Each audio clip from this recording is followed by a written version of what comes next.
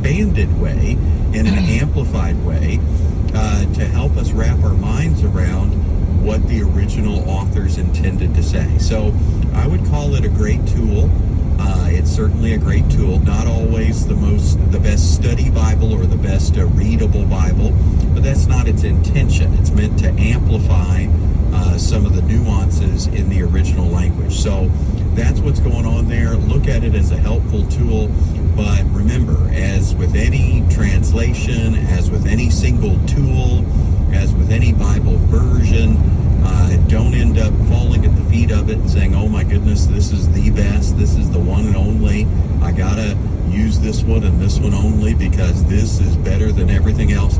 No, the reality is, over time, you're probably going to gravitate toward 2 or 3 different resources that together are fantastic, but there's no single translation or version that is like the ultimate. So, and the bottom line is very interesting to me because I love language. I have a background in linguistics. The reason that this is true, that there is no one perfect translation, is because when you're going from one language to another, there's always going to be limitations. And so one committee gets together and says, I think we ought to translate this at the phrase level. Somebody else says, well, we ought to translate word for word at the word level. Somebody else says, well, we ought to really look at the sentence level and just kind of give people the gist in language that they're comfortable with.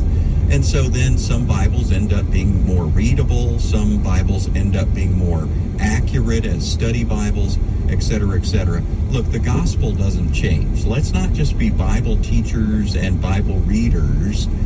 Let's be gospel teachers and gospel sharers.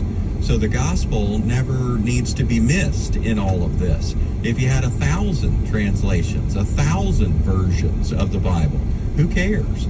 It's the gospel that matters most. It's relationship with Christ. So we read the book to get to know the author, and then the author takes up residence inside of us, and oh my goodness, then you really got something. So Michael, thanks for your question. It was a good one. Reach out to us again anytime. All right, well, that is why there are many churches. There are many churches in this world. Because why? Because of translations. People have translated the Bible in different languages, and by translating Bible in different languages, you find that they translate the Bible in different languages, and you find that people understand the Bible differently.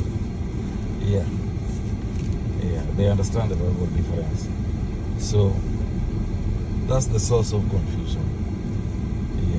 Because we see what he's telling you. He's telling you to disregard those people who did the translations, and then just focus on the message. But how do you focus on the message if the person who translated the thing may have not translated it correctly? See, that's where the problem is. So if you truly, the most universal thing is to believe that Jesus Christ came and saved us.